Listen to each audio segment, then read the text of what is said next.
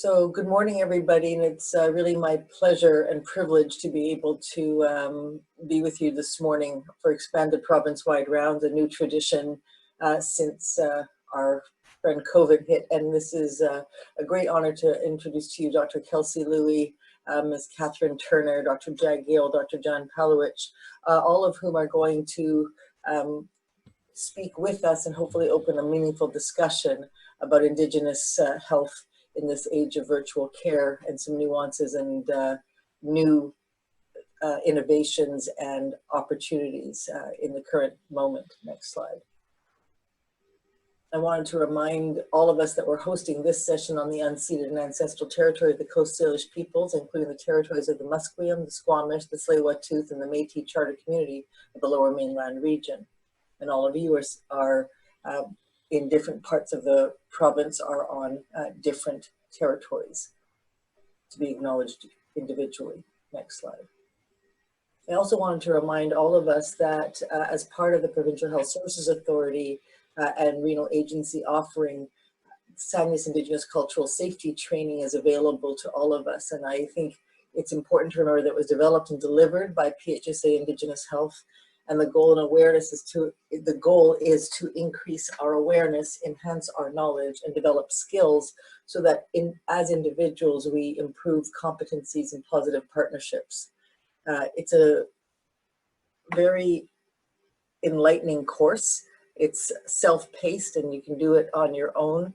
So I encourage all of you, if you've not done it, to register at the email that you see there, and improve your understanding and ability in this area. Next slide. So what I'm going to do is hand it over to Catherine, who's going to tell us about kidney check in British Columbia. And then we're going to have Dr. Jag Gill tell us about Bridge, and then Dr. Kelsey Louie give us some opportunities and innovations that are occurring in BC right now in terms of health delivery in Indigenous communities. So Catherine, over to you. Thank you, Adira. Good morning, everyone. In British Columbia, the Kidney Check project is delivered in partnership with the First Nations Health Authority and the First Nations Health Directors Association. The project goal is to establish long-term culturally safe kidney screening, treatment, and triage to reduce kidney failure in Indigenous communities. I believe that the key to our success on the work we've accomplished thus far is attributed to working alongside Indigenous patient partners, knowledge keepers, elders, community members, leaders, and healthcare providers, ensuring that the work we do is culturally safe, culturally relevant, respectful, and kind. Next. Of the 28 communities who expressed an interest to participate in the BC Kidney Check project, 16 communities were selected. The target is to include 1 or 2 First Nations communities per health region. There are variations, with some health regions having more communities involved, while the Vancouver coastal region had only 1 request to participate, and that was in Bella Bella. And this is a photo of the big house in Bella Bella. There are 3 main components to the project activities. The first entails a visit to the community. We organize a community presentation gathering where there's opportunity for individuals to learn more about the project and to ask questions.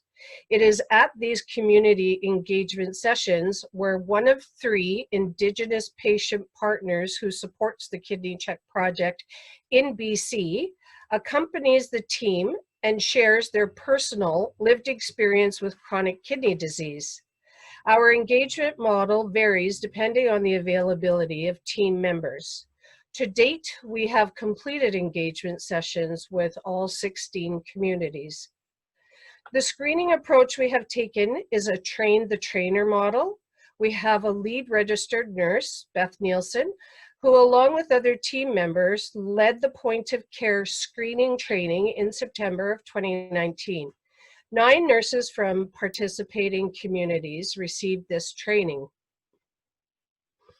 Our first community screening event took place in October of 2019. In this model, the lead nurse works alongside a community registered nurse until they are confident to carry out the screening activities on their own. Where a community doesn't have a registered nurse, our lead nurse has conducted the screening on her own. For future planning, we are looking at community-based mixed models of screening. Next. Screening has taken place in 9 communities with a total overall number of people screened at 133. Of those 133 individuals, 84 presented at no risk, 45 at low risk, 3 medium, and 1 in the high risk category. Once the results are given to the individual, the nurse concludes the session by providing education and resources to those in the lower risk categories. If an individual presents in a medium or high risk category, they will be referred to their primary care provider with a follow-up from the kidney check registered nurse. The last screening event took place on March 12th. Due to COVID-19, the visits into First Nations communities are on pause. We are looking at creative measures to support nurse training and screening while following public health recommendations. Our goal is to screen upwards of 1,000 First Nations individuals in BC. Next. A community engagement evaluation was conducted in 3 of the participating communities. The comments were very positive. What is one thing you learned at this event? Kidney screening isn't as scary as we thought. That there is hope for people. I learned what causes kidney problems and what keeps us safe from kidney disease. Are you planning on attending to get your kidneys screened? 36 out of 38 respondents said yes. Is there anything else to share? Please keep coming back. Everything was done very well. Next. The last component of the Kidney Check project will be to conduct an overall evaluation on the activities we delivered. The goals include to assess the value of the screening, to gain perceptions of health and disease and how it changes with screening, to identify ways that screening can contribute to a holistic sense of well-being, and to identify how the process can be improved in the future. Follow-up visits will conclude with a celebratory feast to honor community participation and to celebrate the positive outcomes. Currently, we are looking at innovative ways to deliver project activities in a virtual format until we are able to resume community visits. Thank you.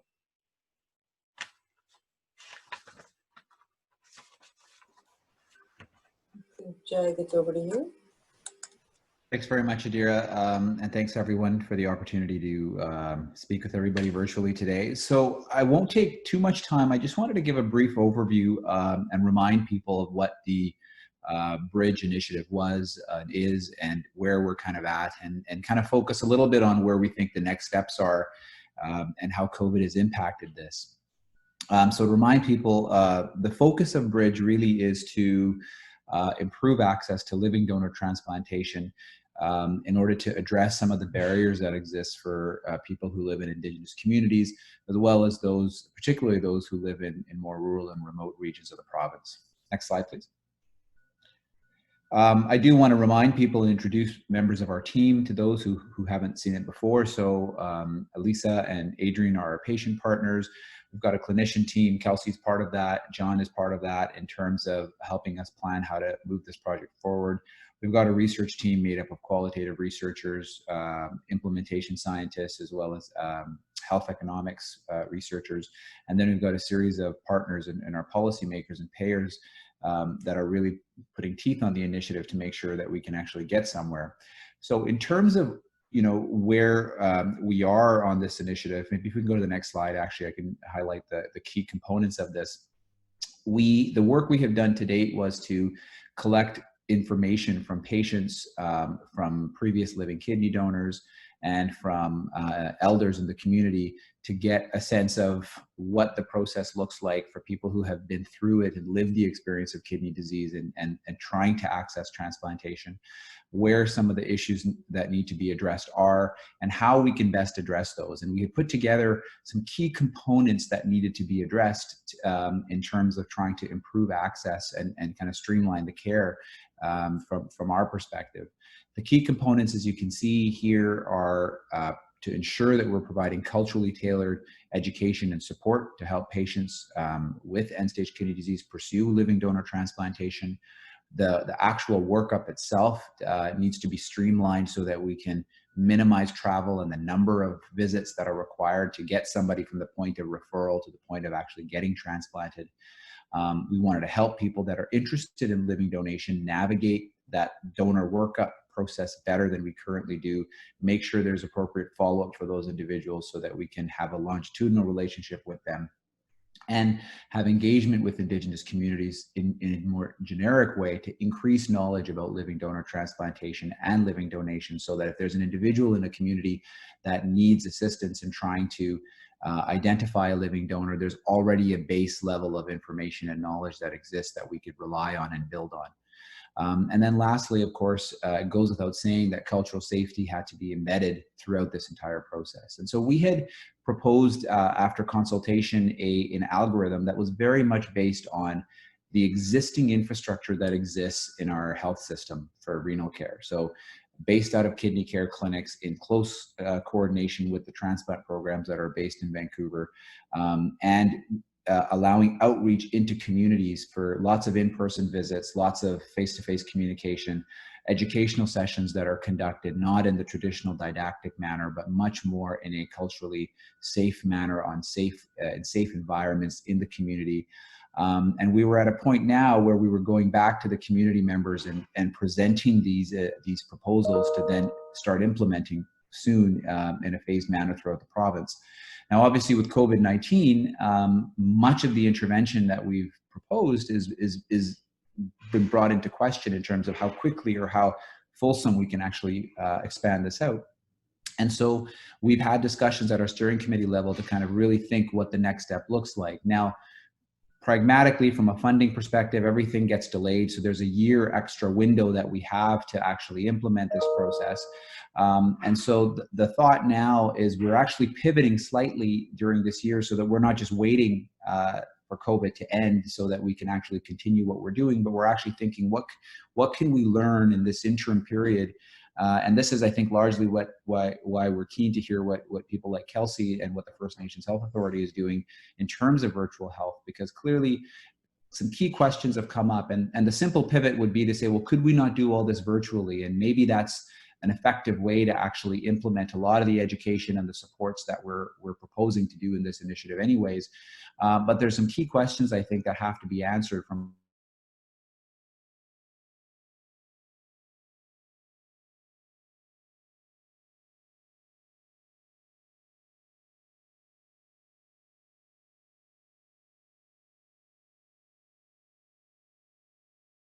familiar with and something we're hoping to learn more about. And then C, what does this do to existing disparities? So if there are variables or additional barriers to virtual care above and beyond the standard, then does that actually worsen disparities or improve it? And these are some of the questions that we're mulling around and are going to try to explore in this next year to try to add a virtual component as a significant piece of this, assuming there's some value in it, or at least look at an evaluative piece of that.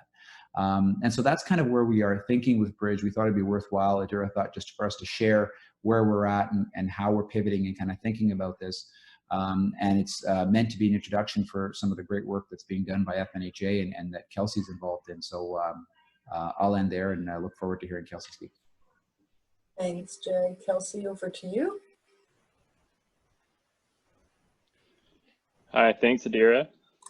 And thank you, everybody, for lending me a short amount of your time this morning. It's great to be here. I am honored to be calling in from the Kwangin people's traditional territory here in Victoria. those of the Esquimalt and Songhees First Nations. I'm here, I guess, with my involvement with the kidney world, so to speak, which I kind of got pulled into a few years back. Everybody gets sucked into the kidney world. And I don't think I'm ever going to leave now. I'm in this vortex, but loving it. I'm trained as an Indigenous family physician, and I work a little bit in the hospital here in Victoria. I work a little bit in community. I now do a bit of virtual health, but another component of what I do is non-clinical with the First Nations Health Authority. I work with their Office of the Chief Medical Office, sort of in a public health primary care supporting role. And I've had the pleasure to be participant and one of the physicians who works with the First Nations Virtual Doctor of the Day program. And I'm here to speak a little bit about that today. Next slide, please. So just a bit of background. COVID-19 has come and it's still here, but it really caused an interruption to healthcare services, particularly in our First Nations communities. And from this, I think we'll find that virtual care was here prior to this all happening. And we have one of our great colleagues, Dr. John, who's on here, who's been heavily involved in this area for several years. But COVID really sort of sped up this process and helped deliver this space to everybody and showcased its relevance and its use. With the COVID-19 pandemic, so one of the really interesting pieces was working with the First Nations Health Authority in sort of a public health role.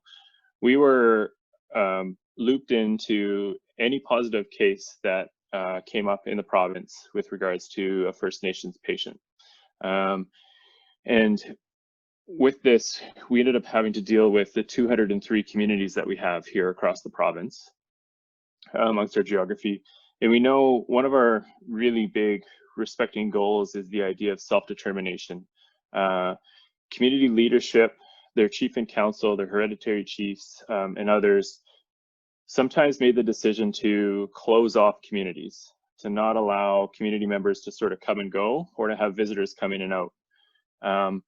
And with that, you know, I think the province, I think the health authorities, and I think the First Nations Health Authority were respectful, but we found this leadership was very engaging in this conversation around what does this actually mean? What are the sort of ramifications or negative consequences that could occur? For example, those with substance use issues, and problems where maybe alcohol use is very prevalent in some community members' lives, and all of a sudden sort of being cut off from that supply. Now we have to worry about sort of medical withdrawal, amongst other things. So community leadership is really trying to understand what some of these next steps might lead to. But with this, we also found that healthcare coming in and out of community was also very challenged. So we know many First Nations in BC experience ongoing barriers to accessing care. In our rural communities or remote communities, travel distances, as Jag alluded to, are very challenging.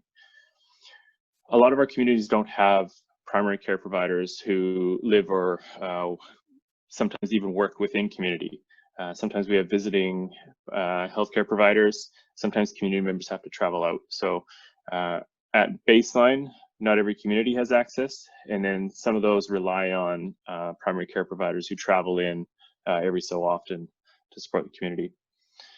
And I'd like to say just past trauma stemming from racism and abuse, but I think in the news we've heard recently around some of the unfortunate allegations around current racism that's been experienced in emergency departments, and we've heard other things throughout the sort of entire healthcare system.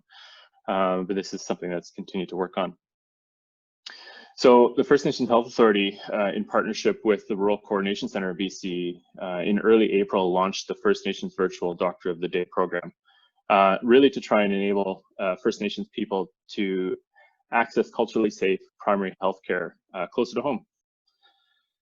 Next slide, please. So a brief program overview of the virtual Doctor of the Day services. The goal really was to support First Nations citizens as well as their families and extended families, and even healthcare providers to be able to connect virtually with a family doctor. So this includes community nurses who are able to call in and speak to a primary care provider. And as I mentioned, some of those communities and the leadership who are trying to determine, some of those ideas of whether they close a community completely down and shut off sort of road access. We had health directors who would call in and talk with our physicians and sort of work through some of those things as well. So it's not just, we're not just connecting with patients in community, but also some healthcare providers.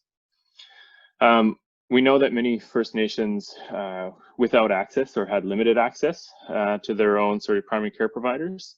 So they were now able to make virtual appointments and connect that way.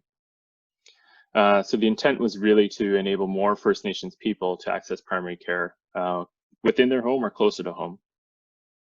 This program is across the province. It's regionally based, but we have virtual medical office assistants who are able to schedule an appointment based on where that phone call, where that patient is calling in from. They're able to connect with a regional virtual doctor. Next slide, please. The virtual space is really becoming prominent, and it's really becoming coordinated, which is fantastic. So with regards to real-time virtual support, there's some of these programs have been established already, and some are sort of in the works. So Dr. John has been involved with both the Rudy and the Rosie. We often joke it's a family name, and we couldn't really think of a proper acronym to support the family for the First Nations Virtual Doctor of the Day program. But we have both Rudy and Rosie, which allows connection to a rural generalist or emergency sort of support, and another that connects to an intensivist support. During COVID-19, there was support to the 811 service with physician services through Heidi. The First Nations Health Authority is exploring the idea and has sort of in the works trying to support an addictions and psychiatry stream. We've heard recently there's primary maternity and newborn care that's also underway, and I believe BC Children's is also doing some pediatric support. So we're really finding not just primary care, but a lot of the specialist services are starting to enter into this space and utilize connecting more through virtual care to community. Next slide, please. I think some of the successes that are highlighted through virtual care have really sort of shone through here as of late. Getting into this, I have to be honest, I'm 2 months into it and I'm still learning every day around virtual care. But some of the things I've learned from this and other things that I've heard from others, virtual care really helps provide good access points to patients and to providers. We've been using the platform Zoom, and so virtual health it really has been transformative in patient care. This platform is not limited to specific health authorities. It's not under the regional base like we do this pan-provincially, which allows us to tap into community members wherever they may be. I think there's an opportunity to really strengthen relationships with patients, particularly during COVID with social isolation. Being able to connect virtually, we know has a lot of important points just in connecting with one another. So helping to decrease the feelings of isolation. It's a tool in the toolbox for patients. We say nothing really replaces face-to-face connection and being in the same space with one another, but allowing the patient or community member to be able to connect with you virtually is just another tool that really helps to literally meet people where they are at and allow them flexibility in their schedule and how to access care. The program has been supported by 32 physicians around the province. We've had the opportunity to do a bit of a screening process, if you will, to ensure our providers practice culturally safe care, have experience in cultural safe learning, have worked in community, have an understanding of being in rural communities or what it might be to be in an isolated community, those who have past experience working with marginalized populations, and many of our physicians have Indigenous ancestry or have lived in community themselves. So we've really tried to pull in a pool of healthcare providers who have experience and who have a passion for health equity, advocacy, and supporting patients where they're at. One of the great things is I think everybody's been very flexible. Working with technology is new for many of us, and you know, with it, it's going to come with glitches, and it's just kind of duck off a water's back, you know, just kind of rolling through it, and you work together with the patient, and people have been really open and receptive to it. This program, the way it's sort of funded, it's not in a fee-for-service type model, so it really allows us adequate time with our patient encounters. We've been recording the data, and on average, most of our appointments are over 20 minutes at the moment, really allowing us the time and space to be able to connect with our patients. The utilization so far, roughly 75% women who have been accessing it, 25% men. And our numbers show the highest usage has been in the Northern Health Authority, followed by the Island, and then Interior Health Authority, which for many of these, I think roughly correlates as well to travel distances and just sort of geography. So next slide, please. Some of the gaps that have been identified so far, and we've continued to hear about, not every community has good connectivity, or connectivity in general, I suppose. So with this, it's been one of the sort of newly highlighted inequities that we are facing. Some communities are still on dial-up internet, being respectful that some patients use cell phone by purchasing minutes. So we offer this service either virtually, so via Zoom, which you can use on a laptop, on a computer, on a cell phone, but you can also use the telephone, which for many people is a cell phone. And so as a provider, sort of being mindful that some individuals might be on cell phone minutes with a limited budget and limited connection. So really just working with and understanding where some of those barriers might exist. And not everybody has internet. So we've sort of heard this time and time again that going virtual, while it improves access, it doesn't sort of broadly apply to everybody. Another one that's been highlighted is sort of around the IT support. So support to use technology adequately. According to our statistics, the eldest person was 91 who's accessed our service thus far. And I know there's some of my teachers and my elders in the communities have expressed that they've had to bring in some IT support through some of their organizations and businesses to just try and help educate and support not only our elderly folks, but many community members who just don't have a lot of education and health literacy around technology. And then how the system connects in with some of the larger systems. We know provincially sort of we run into a lot of issues with being able to have our EMRs or our computer-based systems be able to talk to one another and cross health authority lines. Next slide, please. So one of the questions that Jag and others had raised is how do we, go about trying to provide culturally safe care in a virtual space, in a virtual platform? It's always a little bit tricky, and I really, when it comes to providing culturally safe care, I feel like it's always been how you just approach interactions with one another and how you be respectful, how you build relationships with individuals, whether Indigenous. And so when it comes to sort of my thoughts around how I try and provide culturally safe care, I really try and focus on building that relationship with the individual.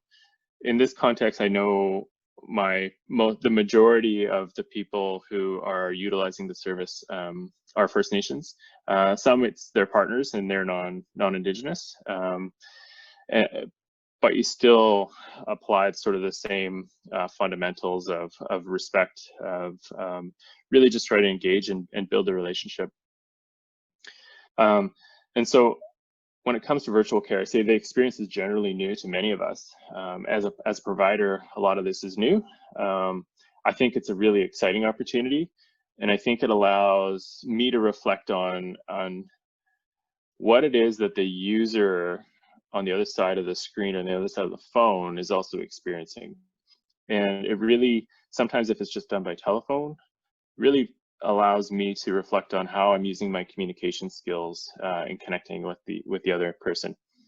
I sit here, if I ever have a Zoom meeting, I'm always like in a bit of anticipation, like who's going to be on the other side of the screen? And I think it's felt the same way, everybody's kind of like, I wonder who's going to pop up. What are they going to look like? What's their environment going to be? Are they going to have one of those fancy backdrops? Other things. So I try and make it. I try and come across as being just another individual on the other side of the screen. I try and be a bit more relatable. And my second point here, where it's an opportunity for care providers to really be themselves, to try and showcase how we are real people. We're people as well. We have a lot of education, but at the end of the day, are we really that more special? No. And so how do I sort of be real with it? I in the virtual space, if I'm on Zoom, I'll say something like, sorry in advance if my dog joins me. My dog comes in here every now and then, hops on my lap, and it will join me for an encounter, and I'll apologize in ahead. I don't have children, but sometimes you might hear kids, they might come running in, you might hear the lawnmower, like, let me know if something's bothering you or whatever. And it's focused on the confidentiality of the encounter, but I can move. I can pick up my computer and I can leave and go to another room where it may be quieter. I have that flexibility, which is great. I try and understand the environment that they are in. Where are they calling from? What's the community like? Where do they sort of access their services there? And when you're trying to build a relationship, also within that environment, like how was COVID in that community or in that household? How did they sort of endure it, and what was it sort of like during that time? Just trying to get a sense of what they've experienced and what they've sort of been through. So I really say, like, I try and approach it as an open learner, really trying to be respectful and never trying to assume anything.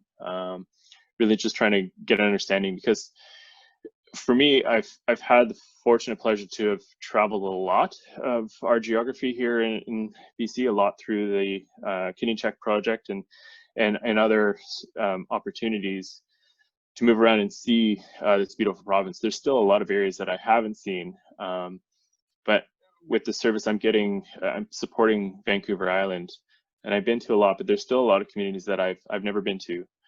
So trying to get a sense from the person who's calling in what sort of that environment might be like really goes a long way to building some mutual friendship and relationship. Next slide, please. That's it. Yeah, so pleasure to be here. I will close it, and I will see if Dr. John has any other further thoughts. Thanks, John. Thanks, Kelsey. Morning, everybody. It's John Polovich here. Thanks, Kelsey. I'm a family physician colleague of Kelsey's and have been working with Kelsey on the FNHA Virtual Doctor of the Day. I'm speaking to you from my Abbotsford telehealth office, which is on the traditional, ancestral, and unceded territory of the Stolo Nation. I think Kelsey alluded to a lot of the points around the great work that the Virtual Doctor of the Day program has been doing since April 1st when it started. I think all I want to do is perhaps highlight a few of the virtual care aspects of this story. And obviously, the pandemic has highlighted the need for virtual care and catapulted all of us into a virtual space, some of us being more comfortable than others in that space. But nevertheless, here we are, and the predominance of healthcare is through a virtual medium. And really, again, the pandemic has exposed major gaps for Indigenous communities once again with respect to equity of access to virtual care. So what we know is the communities on the edge of the healthcare system, the most vulnerable communities, those being our First Nations communities, have relatively poor access to connectivity. Kelsey alluded to that in the slides. That's not unique to British Columbia. It's a national problem. It's an international problem. And the further remote you go, the further the problem. And so we have many communities who don't have any access or very dodgy access. Some are still on satellite systems to access internet. When I first started my work with Caris Canny Family Services back in 2010, we had a satellite system which had about a 4 to 5 second delay. So a call like this, you can imagine what the conversation would be like. So, I guess that there are a few key points that I want to highlight, and the need to be patient-centered in our approach to kidney care and all healthcare couldn't be more prominent than it is today. And this is an issue of understanding where patients are, what they have access to, what is the safest approach for them. And Kelsey alluded to the need for us to think about matching technology to the needs of the patient. And we don't often do that in healthcare. We tend to have a kind of a one-size-fits-all. We try to funnel patients to places that we can understand that are the best choice for the patient. And in the time of COVID, of course, that's really not a great alignment. In fact, Kelsey alluded to many communities have been locked down. They can't get in or out of their community for quite a long time. And we also know that leaving your community and going to larger centers comes with significant risk of transmitting or acquiring COVID, but also travel is not without significant risk, and many patients around this province traveling for elective consultations are harmed or die just going down logging roads or flying or what have you. So these are all things to consider. So what technology should people use? Traditionally in the nephrology world, many nephrologists find themselves in larger centers and in community or tertiary care hospitals, working with health authority, within health authority networks, using traditional kind of telehealth hardware.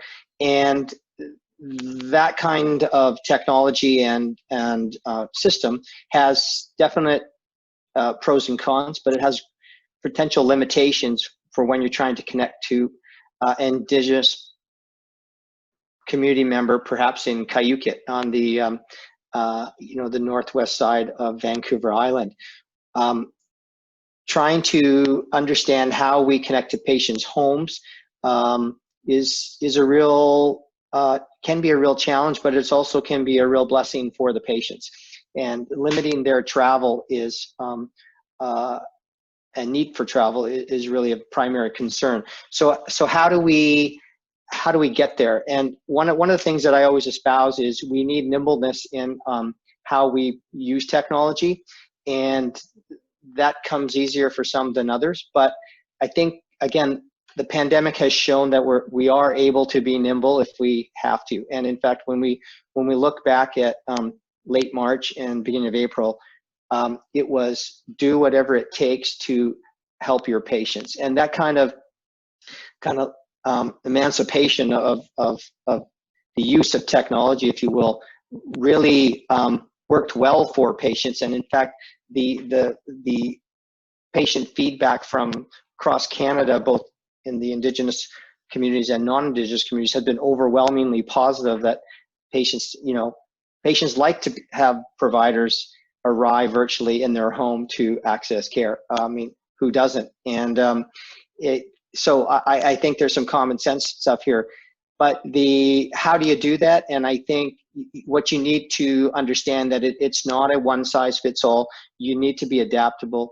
As Kelsey said, many of the provincial programs thus far that Kelsey alluded to, the real-time virtual supports, the virtual doctor of the day, which is included in that list, are working off the Zoom communication platform, such as these rounds are being hosted on Zoom. There are different grades of Zoom. So the healthcare version or tier of Zoom is what we use, which has extra layers of privacy and security embedded in it. And the beauty about the Zoom platform is that all those other pathways that Kelsey alluded to are on that network. And again, one of the other really important stories to kind of underscore is really the development of a virtual community of practice. In other words, there are more and more healthcare providers who are joining the network, so to speak, of virtual care providers. Some are in the acute, subacute care pathways. Some are more elective. We have rheumatology, dermatology, many others wanting to come on into the network. And once people are on a kind of uniform network, it's very easy to bring people into a call. And over the years, Dr. Levin and I have done work together, seeing patients in remote communities where the three of us, the triangulation of care, if you will, where a nephrologist, a family physician, and a patient are all meeting on a piece of technology and reviewing what's the needs of the patient. And I think that's probably the optimal place we need to think about going. I think we need to rethink trying to funnel patients to larger centers to be seen, believing that is the best case scenario. I challenge everyone to kind of rethink that. I think we need, again, looking at from a patient-centered viewpoint, I think that's where the answer will lie. And one of the pieces of feedback that many of my patients have given me about renal care is they really appreciate having their family physician who they have an established relationship with being in on the call with the nephrologist or other specialist. And I think the technology is what creates a new paradigm of shared care, if you will, that does not exist in the face-to-face world. So in fact, the virtual space potentially is a more optimal way to deliver chronic disease management, and specifically renal care, because people can be brought together in real time, not unlike these rounds, which really doesn't happen in the face-to-face world. So other platforms out there, again, provincially, many of the health authorities have taken on Zoom licenses for physicians. The Rural Coordination Center of BC has generously supported Zoom licenses for all rural healthcare providers in this province for a year, starting back in April, as well as clinicians who are providing service to rural and remote Indigenous communities. This also includes PHSA. So again, Zoom is kind of been the provincial go-to platform on many levels. Private clinicians are using a range of different options, which we could talk about for a long time, things like DoxyMe, as well as Zoom and other things. So I'll stop there. Happy to take questions, and thanks for the opportunity to be part of the rounds. It's a great discussion. Thanks, all of you, and thanks, you know, Catherine and Kelsey and Jag also for setting some context for us. I'm curious, perhaps, Kelsey or Catherine, in terms of triggering trauma, what do you think that COVID has had a negative effect on people because it has increased isolation in a way? Like, are we seeing different problems than we were before because of COVID, or do you think it's strengthened communities because they've stayed home? I mean, I can see both problems being exacerbated, so I'm curious as to your thoughts from a cultural perspective. Yeah, it's so I think anecdotally what I've heard a lot is COVID has been challenging for, I think, for everybody, unless you're a true introvert and really enjoy your alone time. Even then, it's sort of been a different period of time. For our communities, though, I think it's been very challenging. In general, our communities are very social. There's a lot of great connections within community gatherings. We really enjoy, I think, the opportunity to feast together, to join and see one another. I think of, you know, we speak of our family as being broader than our sort of core family, you know, apart from my mom and my dad and my siblings.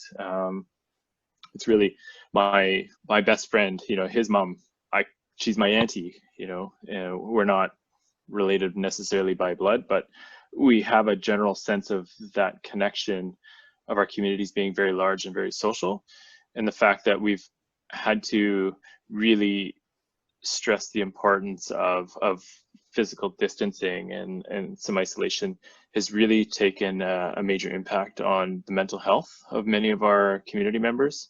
And that's been highlighted a lot through our work at the FNHA, through feedback from health directors and from community leadership, and from individuals themselves. So we've had to really support our mental health sort of streams and those who are supporting those areas. I think that's really been one of the big major highlights that I've taken away from this. And I would just like to add the real fear within communities because of the threat of this rampant disease, where historically there's been decimation of thousands of Indigenous peoples as a result of the smallpox epidemic, for example. Yeah, and I think that's something that we perhaps don't all remember, that the impact of smallpox on Indigenous communities, and therefore this virus being, you know, a SIP for people that remember that. That story is very scary for people. So I think that's something that we really do need to remember. Jag, in terms of the access to transplantation and the Bridge program, I think that there are a number of challenges irrespective of COVID, and I guess this is even adds another twist, but perhaps an opportunity, as John and Kelsey have alluded to really step up all the activities and, you know, really offer, especially given that transplantation offers for most people the best opportunity for kidney health for those that have failing kidneys, you know, how are we going to move that forward? Yeah, I mean, I think there certainly are opportunities that, you know, in hindsight should have seemed more intuitive, but, you know, when we're kind of in our day-to-day lives, I think we tend to focus in on the mundane barriers to things like virtual care and all these kinds of things instead of just rapidly adopting it. And to echo what John said earlier, I think as a community, as a healthcare community in the last few months, this notion of do what needs to be done without fussing about some of the details has actually been the silver lining here, right? In terms of looking at options for us to really expand the way we do things. So, I mean, you know, I've been listening to some of the interesting points I think that John and Kelsey raised, and I was thinking the exact same thoughts, Adira. So, I mean, I think shared care models is something that we could do from a pre and post transplant perspective. I think trying to think about creative ways, because we have a pretty selected patient population, but you know, a lot of the transplant evaluation is coordination of multiple subspecialty appointments and subspecialty considerations, which often causes substantial delays for care and getting people to the point of where they're actually on the wait list or getting transplanted. And so thinking about how we can use these virtual models to consolidate some of that, you know, build relationships with practitioners within different regions around the province, I think is something we can really do to really strengthen our ability to kind of do that pretty efficiently. So I think there are actually a number of opportunities that we'll be exploring and piloting to see if this actually can really add to the breadth of care that we provide. But the big piece in my mind is actually this notion of collaborative shared care with people that are already working in the community, so that there's not this kind of Vancouver-based aspect of care that's differentiated from care that happens elsewhere. Yeah, and I guess I just add to that, like seeing the patient and also seeing the GP changes the relationship tremendously. It's not just sending a letter to some person that you've never met before. And I think that it makes it I think everyone benefits, you know, the specialists, wherever they are, the GP and also the patient, because I think a different kind of trust is built. And I think that's the thing that I've learned the most in terms of this. I guess the other thought, Adira, I'm looking at the time as well, but just in terms of, you know, I think one of the things as a renal community we can really explore and seriously look at is trying to address some of the financial barriers in terms of connectivity, in terms of access to telephone lines and those kinds of things. I think there's opportunities for us to really kind of be creative in terms of how we can mitigate some of that. And we are in a bit of a unique situation where we can partner with the right people to potentially help with those things.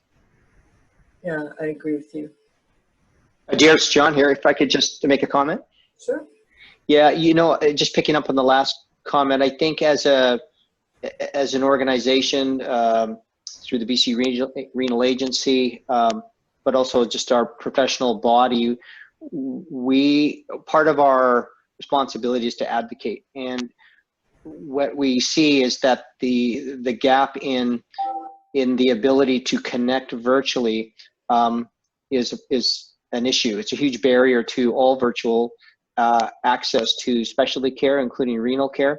You know, many of us believe there's much written about connectivity, access to the internet, really being a social determinant of health now. And so how do we advocate for Indigenous communities to have equitable access to connectivity? And so there's a lot to be said about that. There are different initiatives, but there's never a business case for it. And so that's why telecommunications companies haven't invested in Indigenous communities to the same degree of other communities. But I think we have a responsibility as a group to advocate for equitable access to connectivity so we can deliver the care that we're all talking about here. I think that's a good point, and it's something that we need to do at all levels locally, but also through Doctors of BC, I think would be one way, through the health authorities and through to the ministry, right? And I think we can certainly, all of us do our bit locally, but at the same time maybe put together, as you said, a business case or something like that so that it doesn't continue. It's certainly been one of the big issues. And health literacy is another one. But, you know, without the connectivity, we can't help improve health literacy. So I think the cart before the horse on that one.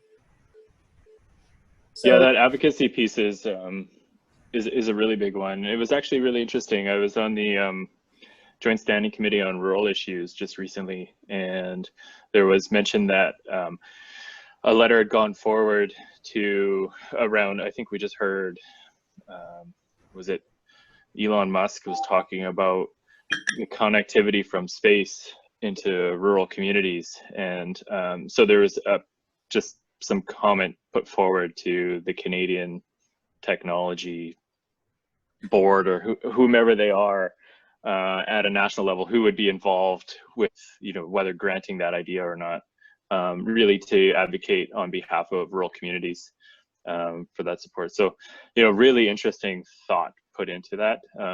I think we're still a ways away, but we're definitely hearing that others are in that space as well, thinking along those lines. yeah, no, I mean, I think there's a number of things. So kidney care is a long-term investment. Kidney care is a team sport, and we're all here to try and get the best outcomes for our patients wherever they live. And so I think having this conversation and being thoughtful about our Indigenous communities as well as rural and remote, and how we can use technology to advocate, but also to ensure that we have really human care. And I think that it's a challenge sometimes, but as Kelsey, you pointed out, it's nice to say, and this is my home and this is my dog, and actually I am a real person and I'm not just some fancy dude with a lot of education that knows more than you about your disease. I think like that's an attitude we really need to get rid of, to actually humanize ourselves and then help build that trust and relationship with our patients.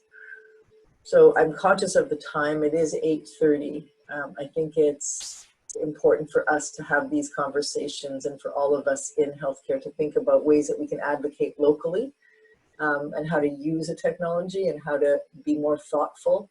And, you know, John and Kelsey perhaps more formally use a network of interested nephrologists wherever they are in the province, irrespective of health authority, to really help bolster the ability to give good care, so, and provide education for people. So I really thank you all for making the time, and Catherine and the team for all that you're doing on Kidney Check to help educate communities around the health of kidneys and their importance in the community. So hopefully we can get back to that. And Jag to increasing the bridge to transplantation. And John for all of the work that you do with educating GPs and communities, and Kelsey, your help as well. So thank you all very much for participating. And if you have questions, John and Kelsey and Jag and Catherine are certainly available by email, and you can direct their calls. And don't forget about the thought exchange, the slides on there for commenting on what you heard and saw and any ideas you have for others. So again, thank you all very much. Have a great Friday. Thank you. Thank you.